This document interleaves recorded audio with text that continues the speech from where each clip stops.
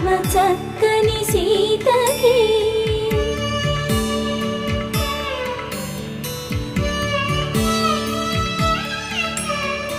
ఎర్ర జాబిలి చేయి రాముడేడని అడుగుతుంటే చూడలేదని పెదవి చెప్పే చెప్పలేమని కనులు చెప్పే నల్ల పూసై